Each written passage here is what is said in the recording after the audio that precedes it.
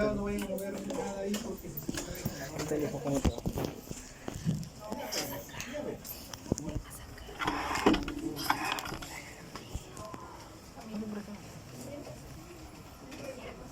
pueden grabar con eso. Buenas tardes, vamos a empezar las clases. Es la primera clase que tenemos, ¿no? Es el segundo grupo. Así que vamos a hablar sobre asepsia, sobre los principios de cirugía. Sí se ve, ¿no? Sí se ve. Muy bien. Entonces, nosotros hablamos de principios de cirugía. Vamos a estar enmarcados en todo esto, ¿no? Ustedes ven acá. Miren cómo es que nace la cirugía científica, ¿no? Miren, en el año 1414, 1484, ¿no?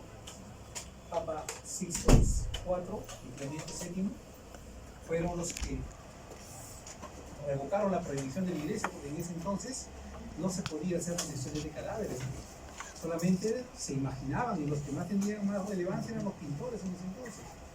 A partir de ahí, cuando la iglesia libera la posibilidad de que se hagan disecciones en cadáveres humanos, es cuando recién comienza a tenerse nociones exactas de lo que es la cirugía en el humano, ¿no? Miren, y ahí aparecen los estudios anatómicos de Vesalio. Comenzó a disecar cadáveres, a pintar lo que veía y lo que encontraba, y es así como comienzan a aparecer ya los primeros libros de anatomía. ¿Y cuándo decimos que se convierte en especialidad de la medicina? Porque ustedes saben que la cirugía no existía primero como práctica médica. La cirugía solamente aparece cuando los médicos de aquel entonces, que eran los que hacían lo que nosotros llamamos ahora la medicina interna, ¿no? Los médicos generales que dedican a la, que conocían de medicamentos a través de que curaban las enfermedades a través de las plantas. Entonces ellos, cuando comienzan a llamar al zapatero, al barbero, para que haga algunos procedimientos, porque eran personas que tenían algunas habilidades con las manos, es cuando recién comienza a convertirse en una especialidad de la medicina. Entonces, después de eso ya comienza la práctica clínica de los cirujanos, y que es reconocida, y hasta ahora conocida, que a la par con la medicina interna que se hace, somos los que muchas veces solucionamos los problemas más serios de nuestro paciente. Entonces, el máximo representante de la cirugía científica es Halsted, en 1852. ¿Alguien sabe por qué? Lo primero que es una colecistectomía, y en la cual el paciente sobrevivió. ¿Ya? Por eso es que es el máximo representante. Creación de la escuela de cirugía. Miren, asume principios, subordina técnicas y velocidad de disección, sistema de residencia para adiestramiento de cirujanos, a partir de la década del año 1800, propugna difusión de principios y atributos en todo el mundo, y miren esto, los residentes viven en los hospitales. Ahora ya sabemos que los residentes no paran en la calle, en el hospital, ¿no? Y el interno ya dejó de ser interno, ¿no? Ahora es externo, no paran en la calle ni en el hospital, ¿no? Hemos perdido mucho de eso, sinceramente. Hemos perdido mucho. ¿Por qué? Porque ustedes saben que cuanto más pacientes vemos, ganamos más experiencia. Cuanto más pacientes tratamos, la experiencia va a ser mejor. Entonces, antes se decía que no, que la experiencia no contaba para el médico, ¿no? Mentira. ¿Cuántos de ustedes les mando con su cartón de recién graduado y seguro que van a tener muchas dificultades para reconocer algunas enfermedades? Pero conforme van viendo cada vez, todos los días lo mismo, se van haciendo más prácticos, más fáciles en diagnosticar y en solucionar los problemas médicos que tenemos el paciente. Y en cirugía peor, ¿no? Cuanta más experiencia tienes, nosotros decimos a los pacientes van a tener más manos y hacen más cosas. Si no entran a sala, no entran a operar, están pendientes de la hora y escaparse del hospital, no va a pasar nada. Les tocan cosas difíciles, nadie las quiere hacer. El Día de la Cirugía Peruana fue instalada el 5 de abril en honor al natalicio del doctor Guillermo Gastañeta Espinosa. Él nació en el año 1834 y falleció en el año 1958. ¿Qué tuvo que hacer el doctor Guillermo Gastañeta para ser considerado el padre de la cirugía peruana? ¿Alguien sabe? ¿No les han dicho la historia de la cirugía? ¿Han empezado la clase con la historia de la cirugía? ¿No? ¿Sí? ¿No les han dicho? ¿No? ¿Qué les han dicho entonces? Es importante, ¿no? Otro cirujano. Fue el primer cirujano peruano que fue admitido por la American College de Cirugía, la Escuela Americana de Cirugía. ¿Y qué se valió él? Que hizo un libro, un tratado de hernias. Trabajó en la clínica Mayo. Y a través de sus publicaciones, todo el mundo comenzó a tratar acerca de la forma como él las decía, como él las escribió. Y por qué tiene relevancia. El primer cirujano peruano que ha sido miembro, presidente de la American College, y además con sus libros de hernias, ¿no? Sus escritos sobre hernias. Muy bien. Más adelante, en el año 1840, ¿qué se decía? Que la fiebre puerperal, C.M. Willis encontró que la hernia, la fiebre puerperal era transmitida por las manos de las parteras y de los médicos que atendían los partos. Y para todo fue una utopía, ¿no? Oye, un momentito, ¿cómo va a decir que solo los médicos estamos transmitiendo las enfermedades a los pacientes? Nadie le creyó al inicio. Así como cuando alguien hace una cosa por ahí media fuera de lugar y todo el mundo está loco, dicen, ¿no? Así como cuando dijeron 90 al mundo en 7 días, ¿no? Ahora es posible, ¿no? Es igual, ¿no? Entonces, todos los médicos de aquel entonces, de renombre, lo fastidiaron, ¿no? No le creyeron hasta que se murió. Después que se murió, sí, comenzaron a determinar que sí verdaderamente lo que él decía era cierto, ¿no? Primero en emplear técnicas de antisepsia, lavado de manos. Entonces, cuando él dijo que las enfermedades, había hecho estudios, había recopilado los casos y entendió que las enfermedades de la fiebre puerperal eran transmitidas por los médicos y por las parteras que atendían los partos, entonces él instauró el lavado de manos antes de un procedimiento. Y desde ahí comenzamos a decir que ya se hablaba de técnicas de antisepsia, sin embargo, nosotros no la conocíamos como tal, ¿no? Lister desarrolló los principios de antisepsia. Y él ya usó una sustancia, por eso que se le considera a él como el padre de los principios de antisepsia. ¿Listo? ¿Por qué? Utilizó el ácido fénico para la desinfección. Anda, lávate. ¿Qué duermo? ¿Qué haces? ¿Trabajas? Robert Koch descubre los microbios. Louis Pasteur lo asocia a la causa de la enfermedad, ¿no? Robert Koch descubre el bacilo de tuberculosis. Pasteur, cuando comienza con sus cultivos y todas esas cosas, ¿no? Entonces dice, no, la causa de la enfermedad se debe a las bacterias que encontró Robert Koch en ese momento.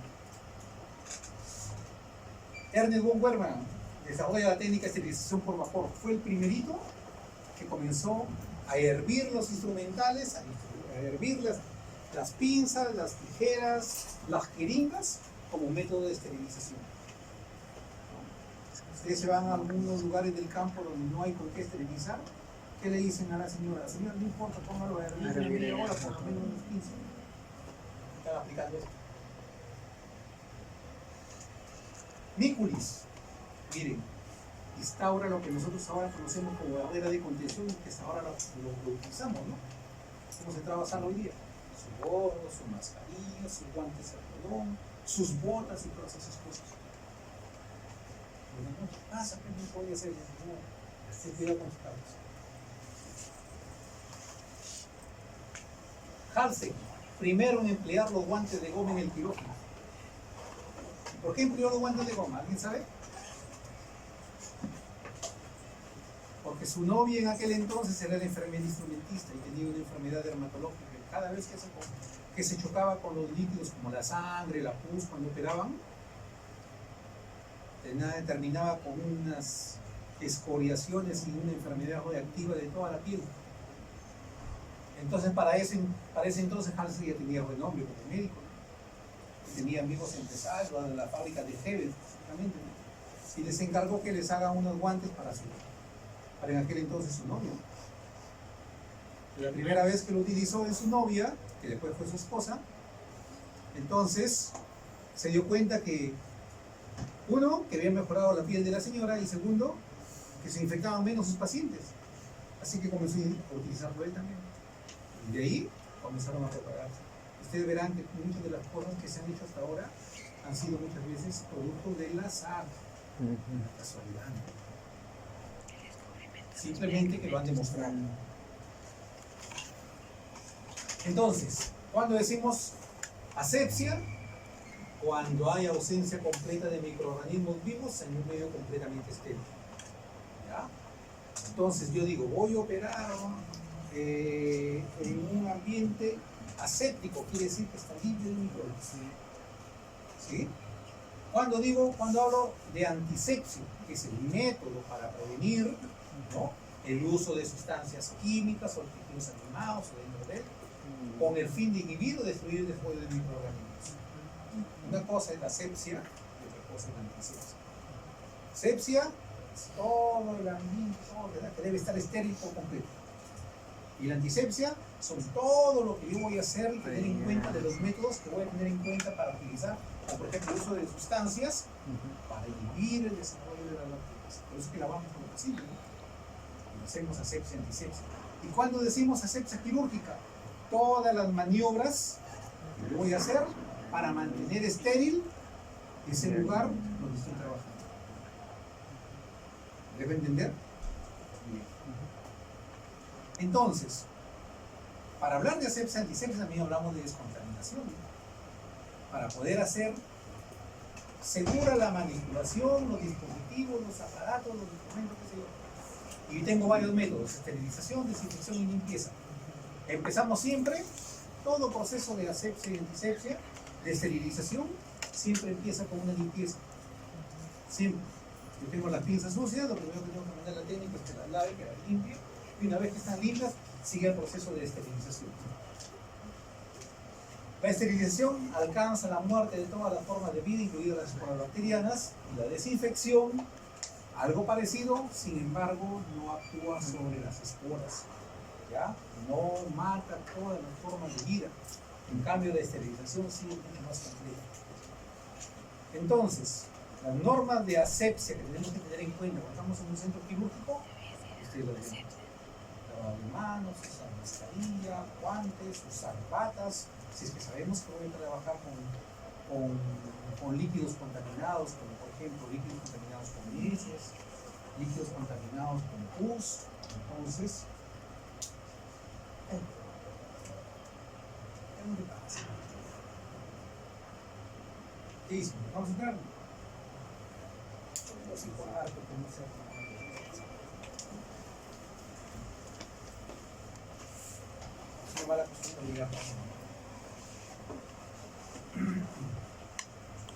Muy bien. Y una de las principales barreras de contención es el lavado de manos. El lavado de manos, hay una técnica descrita por la Organización Mundial de la Salud, en la cual se explica cómo se debe hacer el procedimiento, el tipo de lavado que quiero utilizar. Tenemos 3 tipos de lavado, ¿no? Social, clínico y quirúrgico. Algunos adicionan un lavado en seco. Pero yo digo que el lavado en seco es parte del lavado de manos quirúrgico. Y específicamente no es un lavado, sino simplemente escoger 1 mililitro de una sustancia específica que nos permite distribuirlo por toda la mano, y eso generalmente inhibe el crecimiento de flora bacteriana y por lo tanto nos permite hacer procedimientos con seguridad. ¿Ya? Entonces, los agentes para el lavado de manos hay un montón, ¿no? Clorhexidina, povidona, iodopovidona. Si gustan un jabón antiséptico, que también se puede utilizar, porque no todos los cirujanos no vayan a pensar que se hagan con clorhexidina. Hay gente que es alérgica a clorhexidina. He conocido gente alérgica al yodo, ¿no?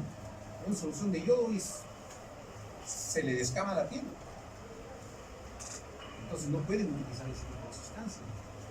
Pues hay una serie de sustancias que ustedes ya deben conocerlas, o van a investigar para saber por qué se puede. Los agentes químicos desinfectantes tenemos un montón. Acá están, únicos. Unos que actúan como desinfectantes y al mismo tiempo como antisépticos. El hincapié es que el alcohol lo puedo utilizar como desinfectante, pero cuando lo utilizo por encima del 70% se vuelve un antiséptico. ¿De acuerdo? Muy bien. Los jabones, los detergentes catónicos, eso lo van a conocer ustedes mejor que yo. ¿Por qué? Porque usted tiene que investigar sobre desinfectantes de alto nivel, de nivel intermedio y desinfectantes de bajo nivel. ¿Y para qué lo debo de saber ese tipo de sustancias? Es para saber en qué tipo de instrumental lo voy a utilizar, ¿no? Porque tenemos instrumental o material crítico, semicrítico y no crítico. Van a revisar parte de la tarea de los estudiantes.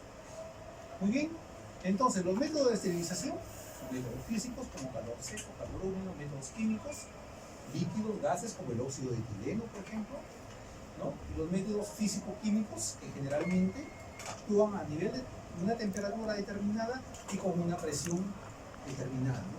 A una atmósfera de presión, a dos atmósferas de presión, ustedes lo pueden revisar con toda tranquilidad. Ahora, ¿qué nos interesa que nosotros sepamos cuando estamos en sala de operaciones o en el área hospitalaria cuando estamos trabajando? Antes que se decía que el personal médico debería cuidar la integridad y la bioseguridad de nuestros pacientes. Ahora es todo lo que tenemos en la actualidad con las infecciones severas y cruzadas que podemos adquirir dentro del área hospitalaria, hay que tener en cuenta que no solamente se debe cuidar al paciente, sino al personal que labora en el área hospitalaria. Llámese alumnos, llámese internos, técnicos de enfermería, enfermeras, médicos, todos, ¿no? Camilleros, todos, ¿no? Miren, todo el personal está expuesto constantemente a riesgos laborales o profesionales. Todos los días. Un pinchazo con un paciente de VIH, un pinchazo con un paciente con hepatitis B y algo por el estilo. La tarea tradicional, ocuparse de la integridad del paciente. Hoy en día la preocupación radica en proteger todo el equipo quirúrgico. ¿Sí? Entonces, cualquiera del equipo de quirúrgico que se da cuenta que alguien está rompiendo las normas de bioseguridad, tiene que llamar la atención y lamentablemente va a tener que sacarlo de la sala, si no, se va a estar infectando probablemente. Entonces, ¿qué pasaría si uno de ustedes se infecta en sala de operaciones? Un paciente con hepatitis B, hepatitis C, que son más mortales, ¿no? 2 años, 3 años estamos haciendo ese paro. ¿Cuántos años tienen? 20, 21. O sea, a los 25 muertos. ¿Qué pasa con los que se infectan con VIH? Entonces hay que ir mirando desde ese punto de vista, ¿no? La bioseguridad es básica en todas las áreas hospitalarias, a donde quieran ir a trabajar, piérsate, inhalado, Obedece. seguro, ¿no? Entonces, esto lo han visto los compañeros que hemos estado en sala, los elementos de la lista de comprobación de seguridad quirúrgica, ¿no? Si el paciente ha sido identificado con su nombre, si el paciente trae todos sus exámenes de laboratorio, si trae todos sus riesgos quirúrgicos, todo se tiene que chequear ahí. Uno en el transfer, en el momento que el paciente va a ingresar a las operaciones, y otro cuando ya estamos en el acto quirúrgico. Al cirujano le preguntan el nombre de su paciente, el tipo de incisión que va a hacer, el tipo de cirugía que va a hacer, cuánto va a sangrar el paciente, si ha previsto la posibilidad de transfusiones sanguíneas, todo. Les han visto la noticia cuántas veces, ¿no? Le iban a amputar la derecha y terminaron amputando la izquierda. Cuando se dieron cuenta, uy caramba, tenemos que haberle amputado al otro lado. ¿Por qué? Porque no se ha hecho esa cosa. Es una ficha de cirugía segura, así se llama. Pues todos los pacientes deben ingresar con una ficha hecha primero por la enfermera y corroborada por el personal médico, la anestesióloga y por el cirujano. ¿Ya? La otra cosa, los residuos hospitalarios. Acá los chicos cuando vienen al hospital cogen sus botellas y le tiran por cualquier tacho de basura. ¿O no? Primero que encuentren. Acuérdense de esto, muchachos. Los residuos comunes a las bolsas negras. Esto lo vamos a ver en la casa, donde sea, en la calle, ¿no? Pero acá, los residuos biocontaminados en este tipo de bolsas en el área hospitalaria. pueden ser frascos con sangre, pueden ser viales de vacunas que han sido consumidas, que se van a desechar, equipos de ventoplisis, jeringas, qué sé yo. Y los residuos especiales, que son todos los que pueden generar problemas de reacciones químicas tóxicas en el organismo. Y hay que tener en cuenta cuando vemos, ¿cómo se llama?, en los centros hospitalarios, la zona de diagnóstico por imágenes, hay unos letreritos donde dice cuidado, ¿no? Reacción nuclear, déjense de eso. Y ese tipo de cosas se desechan en las bolsas. Todo lo que son residuos tóxicos de centros nucleares se deben desechar. Muy bien. ¿Alguna pregunta hasta ahí? En la parte de asepsia y antisepsia. ¿Alguna pregunta? Entonces, si yo tenemos en otra sala con guantes estériles, pero no toco a un paciente, ¿dónde debería ir ese? ¿Cómo? Si yo entro a sala con mis guantes, no he tocado absolutamente nada, no me contaminé.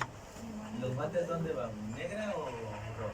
No, van a la bolsa roja, de todas maneras. Es en sala ya. Supuestamente está todo supuestamente limpio, estéril, pero con la probabilidad de que te hayas contaminado. De todas maneras. Ya. ¿Han visto que los trajes que los sacamos, no? No, doctor, ahí no lo ponga. No le vaya. Muy bien. El otro tema es la hemostasia. Decimos, proceso que impide la pérdida sanguínea. Y tenemos dos tipos de hemostasia: la hemostasia natural o espontánea y la hemostasia quirúrgica. La hemostasia natural o espontánea es la que todos en algún momento hemos tenido cuando nos hemos pinchado, nos hemos perdido un pequeño corte. Lo primero que se activa es la hemostasia espontánea en todos los pacientes, ¿sí? Y se inicia primeramente con una construcción vascular. Se arterita las vénulas pequeñas, se contraen y generalmente con eso se evita el sangrado. Generalmente tiene como mediadores importantes el condoxano A2 y la serotonina. La segunda fase es la función plaquetaria. Debemos de tener entre 150.000 a 400.000 plaquetas por mililitro o por centímetro cúbico, ¿no? Ya sabemos que su vida media es más o menos de 15 días y que generalmente se secuestran en el vaso cuando han cumplido su periodo de tiempo. Ahí lo sabemos cómo está. ¿Qué nos interesa? La hemostasia primaria generalmente requiere de factor de 2 miligramos, que es reversible y no se afecta con la administración de heparina. ¿Por qué? Por eso vamos a tener que operar pacientes heparinizados. Entonces tengo que saber qué tipo de de anticoagulante está prescribiendo mi paciente. Entonces ya sé que la hemostasia primaria es reversible generalmente y no se afecta con la administración de heparina. Depende de la adenosina y fosfato, el tromboxano A2, el otro como mediadores agregados. ¿Ya? Ahora, la prostacyclina, el factor relajante derivado del endotelio, ¿no? Son vasodilatadores que inhiben la agregación plaquetaria. Uno la favorece y el otro la inhibe cuando una vez que se ha establecido el tapón, ¿no? Se ha hecho el coágulo, entonces entran los mediadores que impiden ya la agregación plaquetaria. Se cortan, comienza la agregación plaquetaria. Una vez que se forma el tapón, actúan ya los relajantes del endotelio, la prostacyclina, para inhibir la agregación plaquetaria. Si no, se desencadena todo un proceso de coagulación intravascular diseminada, ¿no? Y eso es lo que sucede con los pacientes sépticos. Creo que hacen trombosis pulmonar, trombosis cerebral, trombosis cardíaca. ¿Por qué? Porque no se ha establecido un feedback negativo para impedir la agregación plaquetaria. La degranulación dependiente del fibrinógeno es reversible, se libera factor plaquetario, dependen del factor P3 y participan en el proceso fibrinolítico generalmente. La coagulación, una vez que se ha activado la agregación plaquetaria, se estabiliza el tapón plaquetario, ¿no? El coágulo en sí, obviamente, ¿no? Y tenemos las dos vías, ¿no? La vía intrínseca y la vía extrínseca. Ustedes lo conocen mejor que yo por fisiología, ¿no? Ambas vías convierten el factor 10 activado, convierten la protrombina en trombina y todos los factores de coagulación generalmente se sintetizan en el hígado. Muchos dependen de la vitamina K y estos son los factores que dependen de vitamina K. Así que no vayan a pensar que no, paciente que tiene problemas de coagulación, le tengo que administrar vitamina K. ¿Qué pasa con nuestros internos? Viene el doctor, el TP está prolongado, el INO está elevado, a todos les ponen vitamina K.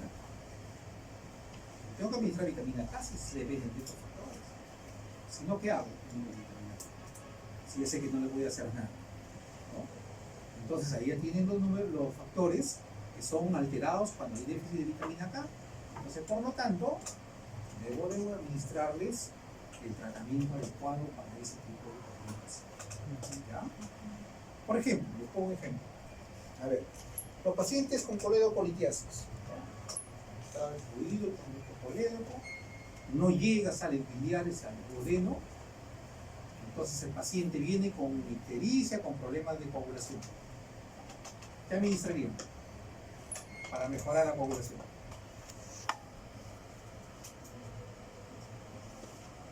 Fisiología de segundo año. Ni siquiera para decir que es de ahora. ¿Ah? A ver, uno que esté de sueño por ahí para despertar. Ahí está, tigre. Está de sueño. A ver, habla, lánzate. Por la ventana, doctor, me va a preguntar. ¿Por dónde te quieres lanzar? Dime, habla. Mi hijo tiene problemas de coagulación. ¿Qué hacen las sales biliares? ¿Qué hacen las sales biliares, chicos? Modifican el líquido. ¿Ah? Emulsionan Líquido. lípidos, ¿cierto? Y si no llegan sales biliares al duodeno, no hay emulsificación de grasas, ¿cierto?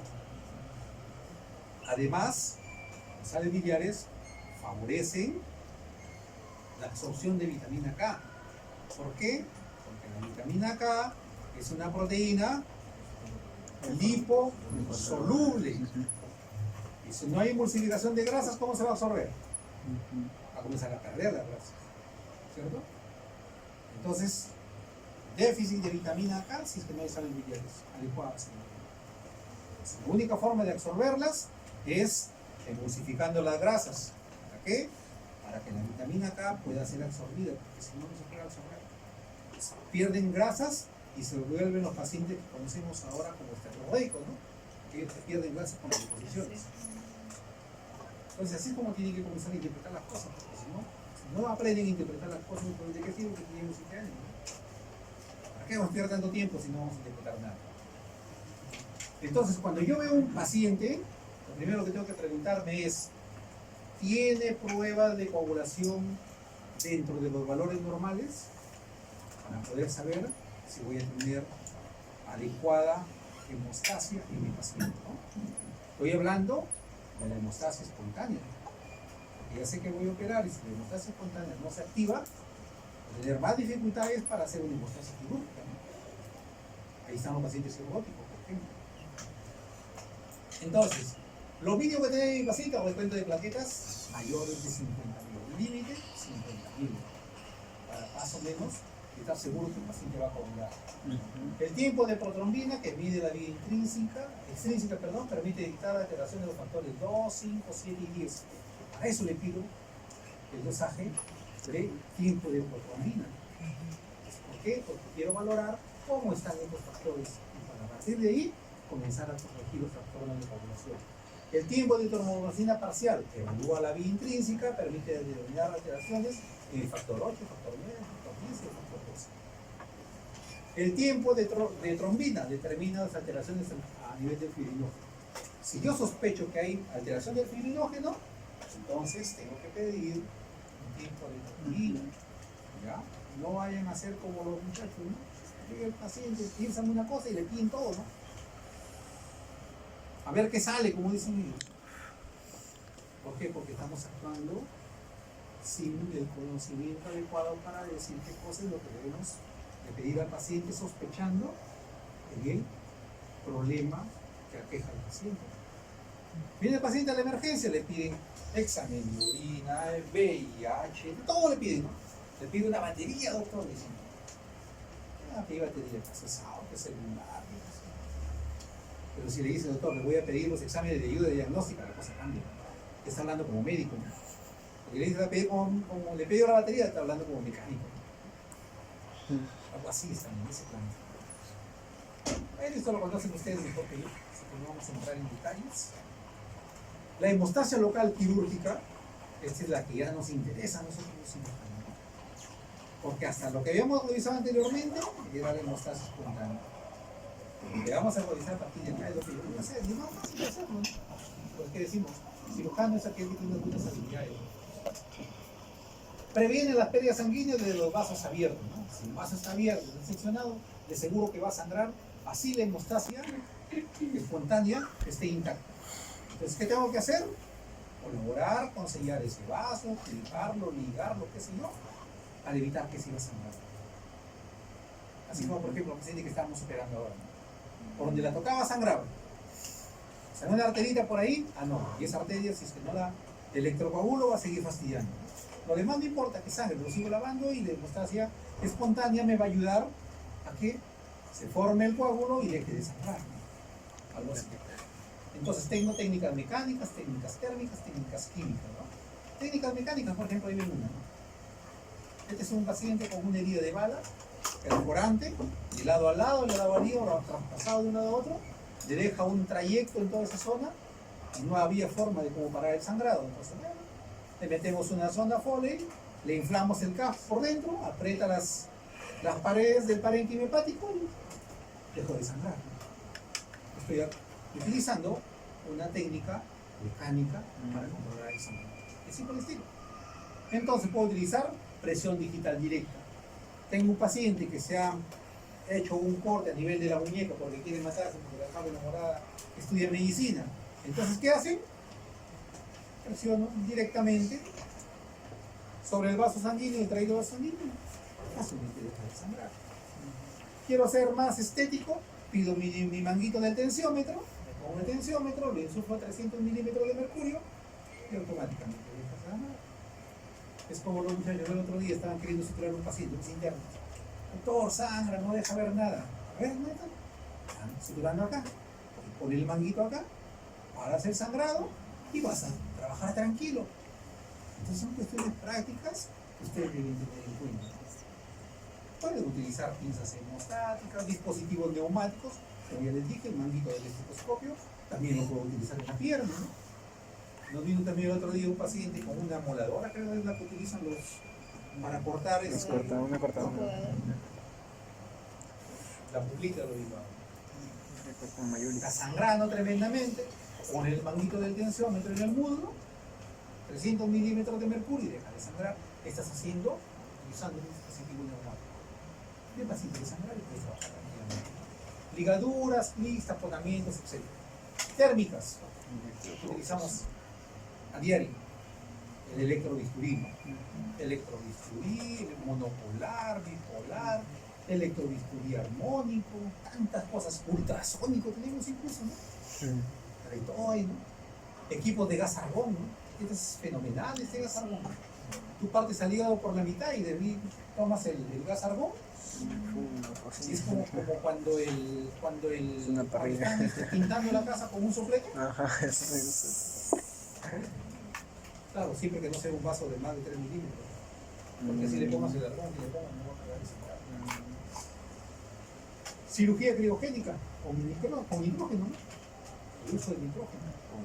Entonces, tenemos varias formas, ¿no? La química, todos han utilizado esto, ¿no? La adrenalina. Incluso cuando voy a hacer una cirugía menor, ¿no? ¿Qué pedimos? Lidocaína con epinefrina o lidocaína sin epinefrina. Quiero que no sangre, le pongo epinefrina. Pero debo tener cuidado que el paciente no sea hipertenso, porque si es hipertenso, va a provocar vasoconstricción, y la presión arterial va a empezar a aumentar. Que tenga ritmo. Si tenía 130, va a terminar con 200, y quién sabe termina con infarto cerebral. Lo que tenga insuficiencia cardíaca. Así que hay que tener cuidado. ¿Dónde más no debo utilizar con epinefrina? En partes distales, por ejemplo. En las partes distales del organismo, ¿no? ¿Cuáles? En la oreja, nariz. Primaria. Les pido de favor, no me aumenten. Falanges distales, Falanges, distales. los pulpejos de los dedos de la mano, punta de la nariz, los pabellones auriculares, genitales, ¿no? Hay que tener cuidado. Procoagulantes, tenemos un montón. celulasa, colágeno, esponja de colágeno. Hay un colágeno que viene en, ¿cómo se llama? En polvo incluso, ¿no? Viene en una especie de bombilla, así como para cuando se aplican talco, ¿no? Igualito, ¿no? Y una bombillita acá con un spray. Y listo, y esparce el colágeno pulverizado. Que es muy bueno, ¿no? La otra cuestión importante que nos interesa conocer los principios de cirugía, la técnica quirúrgica, ¿no? Estudio de ejecución reglada y sincrónica de las maniobras quirúrgicas para el beneficio del paciente, el ambiente quirúrgico, lo que les digo a los compañeros, ¿no? Tengo que conocer las áreas específicas del quirófano. Tengo una zona negra, tengo una zona gris, tengo una zona blanca. Cada una de ellas tiene sus protocolos de manejo y sus maniobras y procedimientos que se hacen cada una de ellas. Conocer el instrumental, que casi nadie lo conoce, ni las enfermeras instrumentistas, ¿sabes? Le pides una pinza y te la mandan en otra. Le pides una y te vas a otra, te da cólera, ¿no? En vez de tirarla, sino que si la tiras, te quedas sin pinzas, ¿no? Y después vas a estar parado porque vas a tener que recuperar, ¿no? Así como ahora, ¿no? Le pedí una cosa y me pasaba otra, ¿no? ¿Qué hago hacer? Y las maniobras quirúrgicas. El cirujano debe conocer técnicas quirúrgicas y maniobras quirúrgicas. Si no está frito. La técnica quirúrgica, miren lo que hemos visto primero. Asepsia, antisepsia, calzado de guantes, colocación de campos estériles, manipulación instrumental. Todo tiene un protocolo. Todo tiene una forma de hacerlo, de tal forma que no nos contaminemos y no rompamos las técnicas de asepsia y antisepsia. Como les decía, compañeros, ¿cuántos tipos de calzado de guantes conocen ustedes? Aquí no han entrenado. Los alumnos que están conmigo no lo sé, quiero saber. ¿Tres? Tres. La técnica abierta, cerrada y asistida. La técnica abierta es cuando uno mismo en el campo clínico se ponen solo los guantes. En la técnica cerrada... ¿Qué dijo así? La técnica cerrada es cuando ya es la colocación de guantes, pero no en un ambiente estéril como es en la sala en el quirófano, pero es para las enfermeras instrumentistas. Y la Las técnica... enfermeras instrumentistas se colocan los guantes sin tocarlos. Si hablan su puño sobre la bata por encima y así se colocan los guantes. ¿Lo han visto? Tiene tanta habilidad para hacerlo que la verdad yo lo he intentado y no lo podía hacer. Las dos veces que intenté, y ellos sí lo hacen. Y la técnica asistida, que es cuando la enfermera instrumentista te presenta el guante al cirujano para que él se lo ponga, lo meta, ¿no? Entonces, son cosas que por muy simples y básicas que parezcan, usted tiene que conocerlas. Porque van a llegar al quirófano y le dice, doctor, ¿con qué técnica le calzo los guantes? Le dice la enfermera, por mastillarlos, ¿no? Al doctor viene nuevito, a ver si saben. Muchos no saben, pues. Pero dicen, no me preguntes esas cosas porque no estudió enfermería, dicen. No, nosotros somos médicos. No le conocemos. Bien. Entonces, las formas, las pinzas, ¿no? Por ejemplo, ¿cuál es la diferencia entre esta pinza y una pinza de disección? La Que no tiene anillas, ¿no? punta. No tiene anillas. La punta.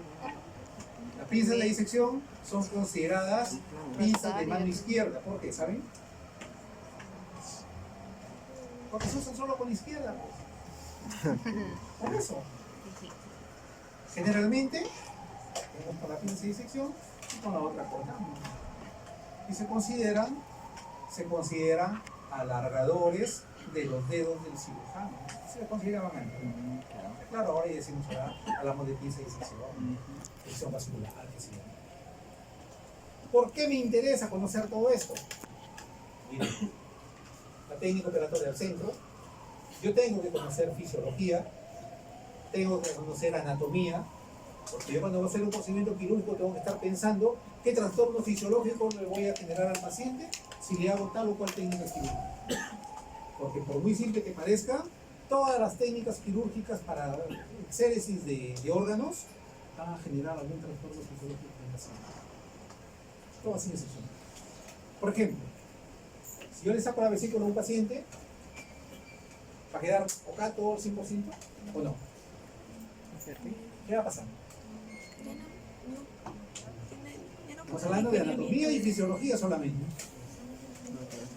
Ya no va a Tiene que tener llevar tanto otra dieta, para pues. A la ver, bilis. no hay como primaria, ya les he dicho, y aquí levanta la mano. Ya tú. ¿Yo? Tiene que llevar una dieta distinta a la que solía consumir, pues, ¿no? ¿No? Pues si no, ya nadie se quisiera operar, ¿no? Ya no va a poder comer su chanchito al palo, su pollo a la brasa, ¿no? Ya no puede. ¿Qué sucede? ¿Qué sucede? La vesícula, ¿qué cosa es? El reservorio de la bilis. Almacén y concentración de la bilis. ¿Sí? El hígado está produciendo bilis las 24 horas del día. Y se está almacenando en la vesícula. Y solamente se libera cuando nosotros ingerimos alimentos. Y más cuando son grasas. No dijimos por qué. ¿Cierto? Entonces, si yo le saco la vesícula, ¿qué significa? Que no va a tener reservorio de la bilis. ¿Sí? Que no hay reservorio de la bilis. Por lo tanto, la bilis va a estar corriendo continuamente hacia el duodeno. ¿Qué va a generar eso? Una reacción con alteración de la osmolaridad de los líquidos intraluminales del intestino. ¿Eso en qué se traduce muchas veces? Se torrea. Así es. Hay pacientes que dicen, doctor, yo era estreñido, pero después que me operé la vesícula, hago como relojito todos los días. Otros no, otros al contrario. Dicen, doctor, yo hacía todos los días, pero después que me operaron, hago 2 veces al día. ¿Sí? Y el trastorno fisiológico que generalmente se da a los primeros 15 días, hasta los 2 meses o 3 meses después de la colecistectomía, es que se vuelven ligeramente intolerantes a las grasas. Se generan dispepsias después de eso. Pero como el organismo es tan sabio, se dilata el colédoco que normalmente mide 5 o 6 milímetros de características normales. Después de una colecistectomía aumenta su diámetro Más de 7. hasta 9 milímetros y por lo tanto actúa como reservorio. Y el paciente tolera mejor la dieta. Entonces, yo tengo que saber todo lo que va a generar, tengo que saber de anatomía, cómo actúa la vesícula, tengo que saber cuáles van a ser los cambios fisiológicos que genera la bilis dentro del intestino, y tengo que saber que la técnica quirúrgica le va a generar esos trastornos al paciente para poder cuidar. Entonces, para eso estudiamos todo ese tiempo. Lo que pasa es que ustedes no lo aplican. Pregunta una cosa, de anatomía no se acuerdan nada, de fisiología no se acuerdan nada, de farmacología peor, ya pues. Entonces, muchachos, tienen que prepararse bien. Muy bien, entonces cuando estamos operando, que hablamos de la técnica operatoria, tenemos que saber esto, tenemos que saber anatomía quirúrgica, ¿no? Los retos que te implica el cirujano, controlar la hemostasia, ¿no? Manejar el dolor postoperatorio, manejar la infección mediante las técnicas de asepsia y antisepsia, ¿no? Asepsia, antisepsia, hemostasia, destrezas y habilidades del cirujano. ¿Ya? Principios, estos son los principios de cirugía. Esto es lo que tenemos que tener en cuenta. Y aquí estamos trabajando. Esto es lo que estamos empezando a manejar. Y nos ayudamos de la anestesia para hacer los procedimientos quirúrgicos, de la anatomía patológica para determinar cuáles son patologías benignas, cuáles son patologías benignas, los trastornos que se generan en el paciente después de una cirugía, ¿no? Puede haber deshidratación, algunos lo sobrehidratan, ¿no? Terminan encharcados, un edema agudo del pulmón. Tengo que conocer clínica quirúrgica, equipo quirúrgico, tecnología de punta que tenemos actualmente, ¿no? Utilizar la radiografía, tomografía, resonancia magnética, la cirugía robótica de la cual hablamos, porque nunca creo que lo vamos a tener acá, al menos cuando yo me muera. Si algunos de ustedes son cirujanos, quizás tener la suerte. Y lo que tenemos actualmente es la cirugía laparoscópica. Por eso es que me interesa integrar todo lo que nosotros podemos conocer, integrarlo para hacer las cosas bien desde el punto de vista de la técnica quirúrgica. Entonces, tenemos técnica quirúrgica especializada. Por eso es que ahora hay especialistas en todas las áreas, ¿no? ¿Por qué? Porque solamente se dedican, por ejemplo, traumatólogos, amputaciones, ¿no? Los neurocirujanos, generalmente las craneotomías, todo lo que es la cirugía cerebral. Los ginecólogos saben lo que es, ¿no? Entonces, Cada procedimiento tiene una forma de hacerlo y tiene un instrumental apropiado para hacerlo. Porque decimos, ¿qué va a hacer, doctor? Voy a hacer una apendicectomía. Ah, ya, entonces pásenme la caja de apéndice, las enfermeras, ¿no? Porque ellos tienen que seleccionar el instrumental, porque ya saben qué tipo de instrumental vamos a utilizar para tal cirugía. ¿Qué va a hacer, doctor? Una colecistectomía abierta. Ah, ya, perfecto. Tráigame la caja de cirugía mayor para colecistectomía abierta. ¿Qué va a hacer? No, voy a hacer una colecistectomía laparoscópica. Tráigame el equipo de cirugía laparoscópica. Digo, bien diseñado por cajas y por especialidades. Entonces, ¿por qué es importante la técnica quirúrgica? Porque tenemos que aprender que los actos que se realizan por un experto deben ser fijados por otros. ¿Qué hacen los pacientes? Graban la cirugía. ¿No graban para qué? Para revisarlo después. Miren, acá ya entró el doctor fulano de tal, hizo esto, sangró por acá, estaba fea la vesícula, por acá entró por aquí, entró por allá, ¿no? Entonces, nos revisan los videos y de esa forma, la próxima que les toca algo parecido, ya saben qué van a hacer. ¿Ya? Miren, escribir y dibujar los actos. ¿Qué encontré? ¿Qué cosa hice? ¿Qué cosa es lo que planteé? Comparar las técnicas de otros cirujanos, ¿no? Esa es la ventaja del entrenamiento del residente. El residente no solamente opera con un solo cirujano, sino con todos. Como yo siempre decía cuando era residente en aquel entonces, de algunos aprendieron qué debo hacer y de otros aprendieron qué no debo hacer. Y ahí saco mis conclusiones. Repetir los actos cada uno de ellos de manera secuencial. Sí, primero se hace esto, primero lo de acá, después lo de acá. Y la próxima, ¿no? Dicen ya, por cirugía laparoscópica ya saben, ¿no? Voy a hacer esto, voy a hacer lo de acá, debo buscar esto, quiero hacer un drenaje, debo de ponerlo, ¿qué tipo de zona debo de ponerle? ¿Qué sé yo? Son actos secuenciales que se hacen de forma repetitiva. Uso de modelos simulados. Todos hablamos de hacer simuladores antes de hacer el procedimiento que no conocemos la técnica quirúrgica. ¿Por qué antes acá en Chiclayo le tenían tanta... Acá los pacientes eran muy reacios a la cirugía laparoscópica. Yo venía a trabajar acá en el año 2008 y cuando tú le planteabas a un paciente cirugía laparoscópica nadie quería. Nadie quería. No, doctor, así se murió mi abuelita, así se murió mi hermano, así se murió mi papá, lo operaron en tal hospital y se murió. ¿Por qué? Porque la gente no entendía que antes de operar tenían que prepararse primero.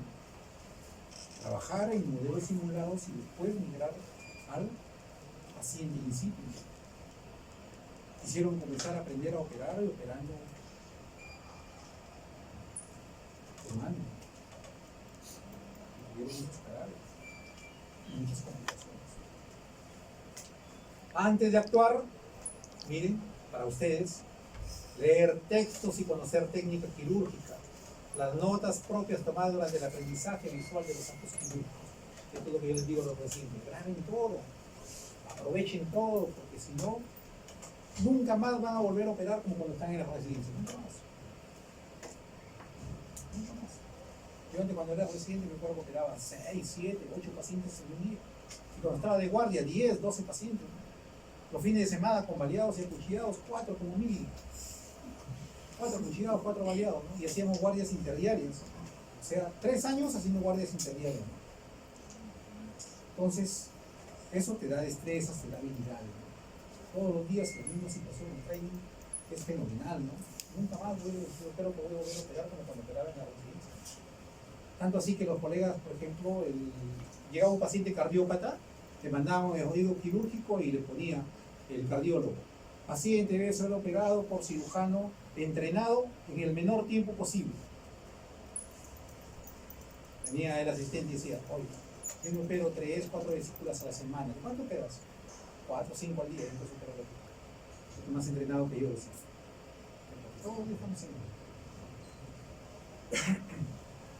Entonces, el instrumental básico de cirugía. Tenemos instrumental de diéresis, ¿no? Que significa corte, ¿no?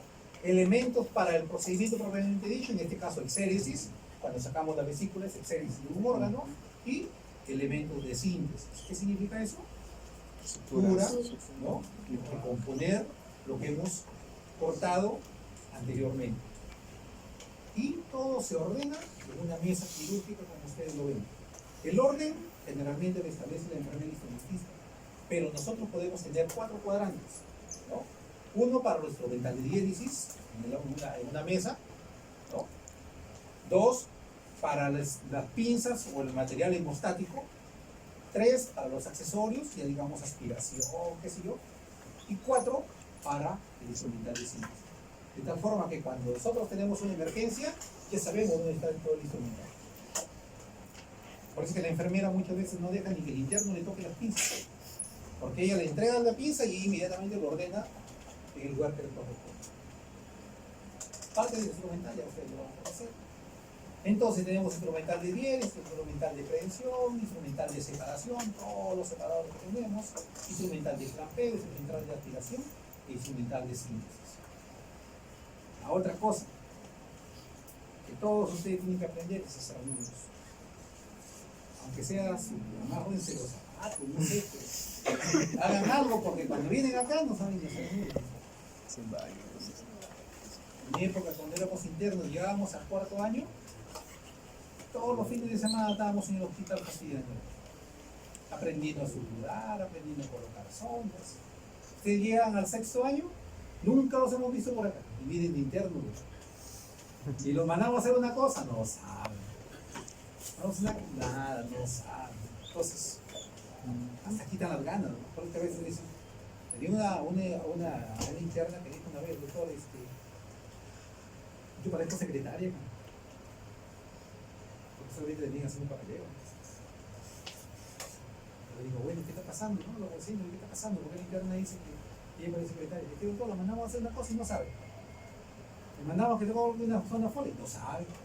Nosogástrica, no sabe. La mandamos a celular, no sabe. Entonces mejor le dictamos que escriba nada. Entonces, esa es la cosa que ustedes no deben hacer. Deben prepararse al máximo, estar ahí mirando procedimientos, mirando procesos para que aprendan. El nudo quirúrgico consta de 12 minudos al inicio, ¿no? Es entrelazado de los cabos de un hilo para impedir que se suelten, ¿no? Seguridad de que no se aflojen, miren, acá 12 minutos al inicio. Y después de eso, otro nudo encima. ¿Ya? Fácil ejecución, economía de tiempo. Entonces llamamos primer nudo ceñidor, ese que se pega al, que es el doble, miren, hay doble trenzado allí, y después uno simple. Segundo nudo, que es el nudo fijador que le llamamos nosotros, y el tercer nudo que es el nudo de seguridad. Cuando yo veo a gente haciendo más de 4 nudos, le digo, ese es muy importante. Primer nudo, sí, segundo nudo también, el tercer nudo, bacán, ¿no? Pero 4, 5, 6, 7 nudos, pues ya deja de ser surgido. El nudo cuadrado se dice que es el de mayor resistencia al fenómeno de deslizamiento. Una vez que tú lo ajustas, bien difícil que retroceda en el espacio para hacerse más, a ver, ¿cómo les digo? Imaginemos que estamos ligando una arteria importante. Yo le pongo doble nudo y difícilmente se desajusta. Pero si le ponen un nudo simple, el mismo latido de la arteria lo hace que se ajuste. Y es lo que sucede muchas veces, ¿no? Doctor, hay que operar al paciente, está sangrando en sala. Entramos, el nudo se ha soltado. Hay que tener cuidado. Si yo no hago doble nudo, no le hago nudo cuadrado, de seguro que eso se va a aflojar. Y ahí está. Una lazada, dos lazadas al mismo tiempo y después una encima. Y para seguridad le pones una. ¿Ya? Eso lo van a ver ustedes cuando estén en la práctica. Cómo hacer un punto simple. Deben ser simétricos siempre, ¿no? 5 milímetros desde aquí hasta acá, y otra vez 5 milímetros de aquí a acá. ¿Sí? Y deben ser simétricos. Y al momento que terminan, todos los nudos deben quedar siempre a un solo lado. ¿Sí? Y entre este punto y este punto, la misma distancia, para que se vea bonito. Por ahí van a ver unos que hay unos que ponen un nudo paralelo, otro vertical, uno más pequeño. Da gracia a ver cada sutura vista así. Pero bueno. Cuando hablamos de suturas, ¿no? Hablamos de la acción de suturar, ¿no? Decimos sutura. vamos a suturar. Cuando yo hablo de suturar, es la acción que debe ser coser. Suturas es el material destinado a favorecer la cicatrización de una herida mediante el cosido quirúrgico. Y suturar es el proceso de aplicación de las suturas, es el coser en otras palabras. Y tengo que tener en cuenta algunos principios básicos.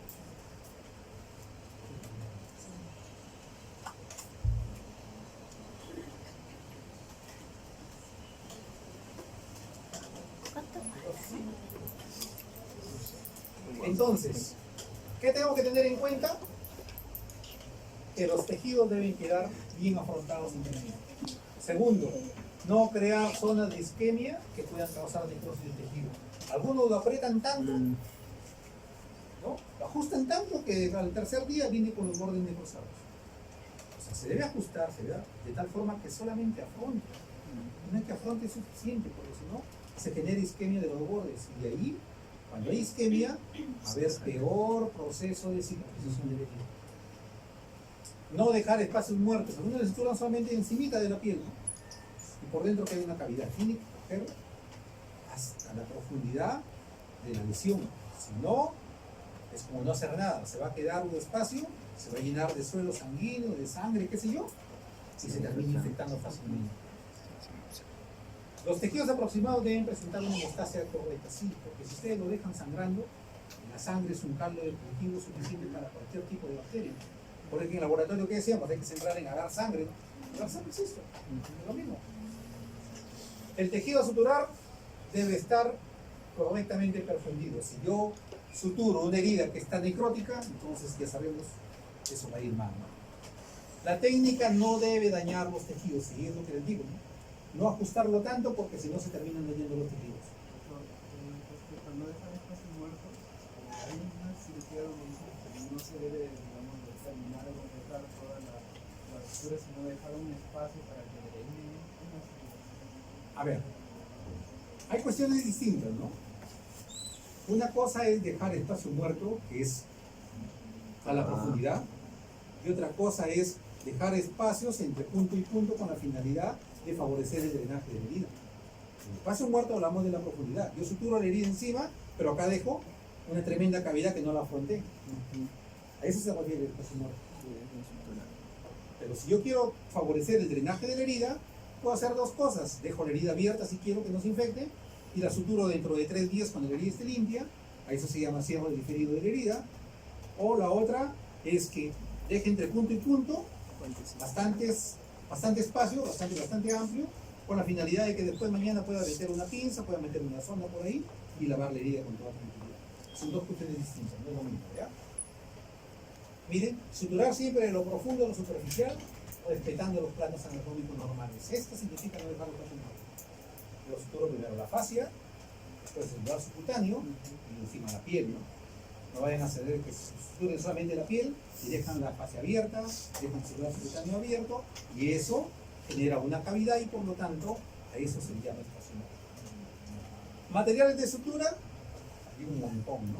Miren, hilos, suturas mecánicas como estas, por ejemplo, con grapas, ligaduras, grapas de titanio para drapos quirúrgicos o las de adhesivos tisulares, ¿no?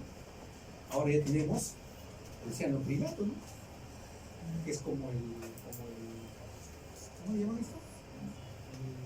El gisbetita ese, pues, para pegar. Como el Trix.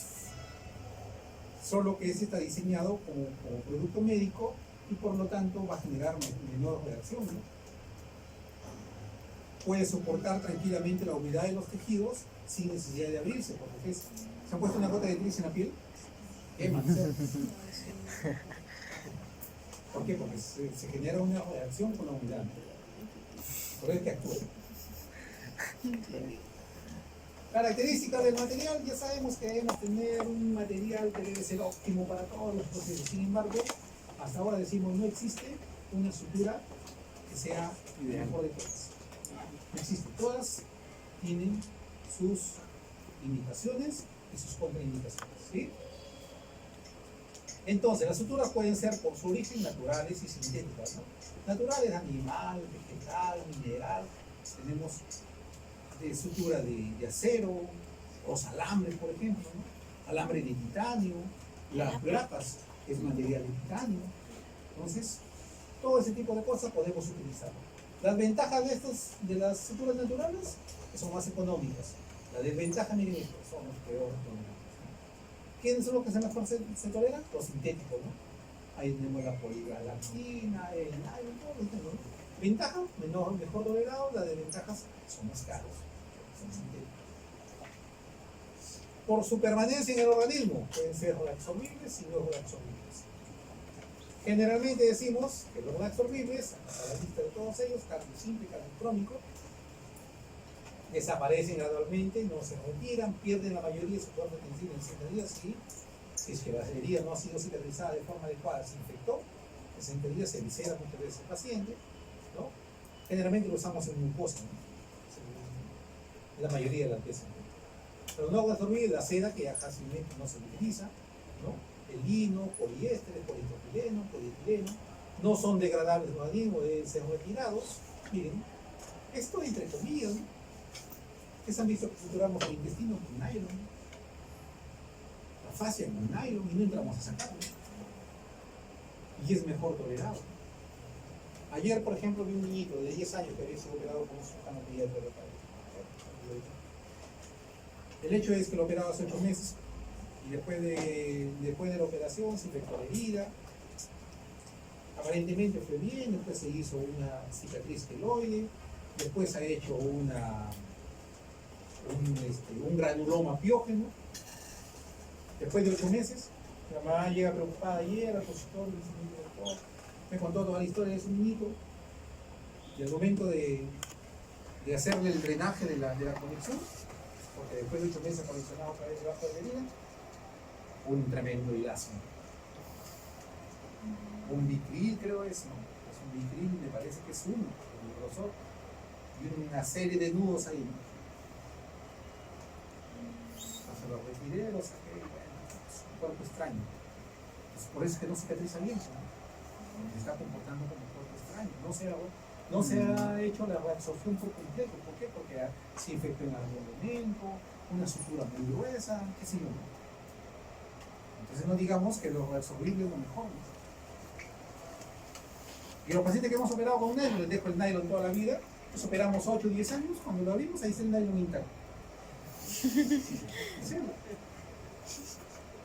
Y le ponemos el nylon en el intestino muchas veces, ¿no? Excepto en vejiga y en conductos biliares, porque se ha demostrado que puede generar cálculos a ese nivel. Por su acabado, monofilamento y multifilamento. El monofilamento es el mejor tolerado. El multifilamento tiene efecto sierra, como decimos nosotros, corta meningitis. Por su estructura pueden ser traumáticos y atraumáticos, ¿no? Traumáticos porque hay que enhebrar el hilo y la aguja. Prácticamente la aguja es más gruesa que la sutura, ¿no? Y al pasarlo deja un poro mucho mayor que si no se hubiera utilizado la aguja. Entonces ahora tenemos agujas mucho más delgadas muchas veces que la sutura, ¿no? Y es más, tenemos incluso agujas con relé se llaman, ¿no? De tal forma que si el cirujano hace una maniobra muy brusca y lo jala la aguja, se desinserta inmediatamente. ¿Con qué finalidad? De que muchas veces el tirón del cirujano hace esto para desenganchar la aguja y termina lesionando lo que está acostado. Pero una pequeña maniobra brusca y se desinserta la aguja inmediatamente. ¿Para qué? Para que no sucedan accidentes en esta operación. Entre esas cosas tenemos. Los más usados, ya saben, cálculo simple, miren, de origen natural. ¿Quién sabe por qué se llama cálculo? Porque es intestino de gato. A ver, no ánimo primaria, ¿qué hago? Porque no ánimo primaria. Porque creo que A ver, se probó. por acá quería hablar. A ver, déjala a tu compañero. Cuéntame. ¿Qué has leído? Las primeras que se usaron fueron de intestino de oveja, ¿no? Pero bueno, tenían que matar a las ovejas para ¿cómo se llama? Para utilizarlas como suturas, ¿no? Como ligaduras. Pero para un campesino en aquella época matar a una oveja pues era como perder la vida, ¿no? Es que abundaban los gatos. Y de ahí comenzó a llamarse carne, ¿no? Porque es proteína de intestino de gato. ¿Ya? Y el primero que lo utilizó, ¿quién fue? ¿Saben? ¿Dijo qué? Ea. Primero que lo usaron. ¿Y cómo, por qué lo utilizó? También así, de una manera así, ¿no? La utilizaba mucho para las cuerdas de las arpas, ¿no? Para los instrumentales de cuerda. No utilizaban el intestino de gato para hacer los instrumentos de cuerda, ¿no? En aquel entonces. Entonces hubo un accidente, un paciente se seccionó una arteria y no tenían con qué ligarlo. Cogió la cuerda del instrumento, ¿no? A lo máximo, paró el sangrado al médico. Y para buena suerte de él, fue bien, ¿no? Y se dio cuenta que iba bien, ¿no? Y que no fue necesario sacar la ligadura después, ¿no? Entonces dijo, "Ay, entonces vamos a comenzar a utilizarlo con frecuencia. Comenzaron a utilizar el intestino del gato para hacer eso. Que iban a tener un montón, pero vamos a utilizar ustedes con calma.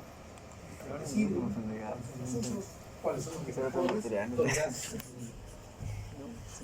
Mire, por ejemplo, la sutura. Bonita, ¿no? A gusto, ¿no? Pero hay otras que son para llorar. Lo otro, drenajes. Yo siempre digo que tenemos que tener en cuenta cuando estamos operando un paciente. ¿Qué tipo de drenaje le voy a dejar al paciente? Porque todos los drenajes cumplen la misma función al final. Lo que queremos es drenar o permitir la salida de las colecciones líquidas, de pus, de lo que haya dentro del organismo hacia el exterior, ¿no? Las indicaciones para colapsar el espacio muerto que se pudo haber quedado en algún momento, para permitir el drenaje de absceso en el área quirúrgica infectada, alertar tempranamente sobre complicaciones quirúrgicas. Es lo que he hecho ahora, ¿no? Una colestectomía difícil, un paciente con pancreatitis de hace 2 años, con 2 sepres, una frustra a la hora de sacar un cargo y hicieron esfinterotomía endoscópica y todas esas cosas, ¿no? Una vesícula pegada. Entonces, quiero evitarme la posibilidad de que se coleccione algo porque, bueno, ha sangrado un poquito por ahí, se derramaron algo de vidrio, se cayeron algunos cálculos y todas esas cosas. Quiero evitarme la posibilidad de infección, le dejo un dren, ¿no? Para alertar tempranamente de alguna complicación. ¿Ya? Controlar el escape de líquido de una fístula establecida. Entonces, puedo hacer profilácticas, como en el caso de ahora, tratando de evitarlo, evitar infecciones, acumulación de líquidos, y las terapéuticas, para evacuar colecciones formadas como tratamiento definitivo transitorio. Por ejemplo, acá, ¿no? Su paciente con una peritonitis por apendicitis, entonces dejan un dren dentro de la cavidad, la herida limpia, lo suturo, se acabó el problema, ¿no? O por lo menos trato de que por este dren permita la salida de lo poco de pus que puede haber quedado entre la cavidad abdominal. La terapéutica, en este caso, un paciente, un balazo con perdigonera, ustedes ven cuántos huecos tienen ahí, ¿no? Por todos lados. Entonces, quiero drenar el hemoneumotórax con un frasco de drenaje al vacío y le coloco su tubo de drenaje pleural. Entonces, puedo tener drenajes pasivos, activos, ¿no? De acuerdo al mecanismo, por la forma, puede ser tubo, puede ser hoja, puede ser plano, disposición, puede ser abierto, o puede ser cerrado, como en este caso es abierto, por ejemplo, ¿no? Y es plano, acá es un tubo y es cerrado al vacío, ¿no? Disposición, localización interno o externo, material puede ser inerte o puede ser material orgánico. Según el criterio, puedo tener succión activa o presión negativa, como en el caso del otro día que tuvimos un índice con ustedes, les mostré cuál era el drenaje de succión con drenaje vacío con presión negativa, ¿no? Para favorecer el drenaje dependiendo del gradiente de presiones. Miren este libro, este caso de acá. Ahí está bonita, ¿no? Cortadita, bonita, cortadita. Y mire cómo la sutura el interno. ¿Se dan cuenta? Por acá un punto medio oblicuo, uno más lejos del otro. Por acá uno, el borde, miren el borde donde estaba tomado acá, miren donde lo tomó por aquí. Aquí la herida media entreabierta y otra vez, ¿no? Entonces, muy distinto de si ustedes lo ven. ¿No? Miren eso. Tremenda heridota, pero miren cómo quedan los puntos, ¿no? Hasta el paciente cuando lo mira lo ve bonito. ¿Ustedes lo ven así? Una herida aparentemente chiquita, pero así de desastrosa. Es una cosa que tiene que cuidar, ¿ya? Entonces, drenajes son múltiples, ustedes lo van a ver ahí, lo van a poder leer tranquilamente. El drenaje de toracostomía, como en el caso del paciente que se ha mostrado. ¿Ya? El drenaje Kerr, generalmente lo utilizamos en la vía biliar, cuando hay compromiso de vía biliar o cuando hemos abierto el conducto biliar principal y necesitamos restaurar su integridad, le dejamos el Esker para evitar que nos haga una fuga biliar a ese nivel. ¿Ya? Las complicaciones. Se puede romper. Tengo que terminar en una laparoscopía o en una laparotomía para sacar el drenaje.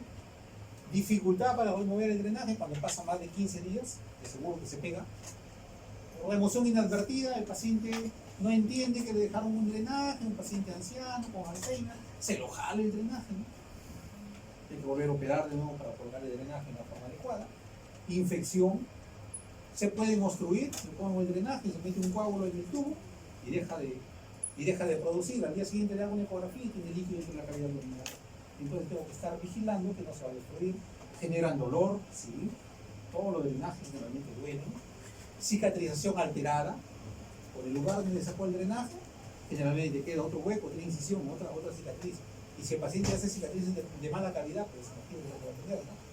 Perforación visceral pueden haber, perforaciones intestinales, cuando se dejan los drenajes mucho tiempo. Y esta es la última parte, lo que es la patología, ustedes ya saben de qué se trata, ¿no?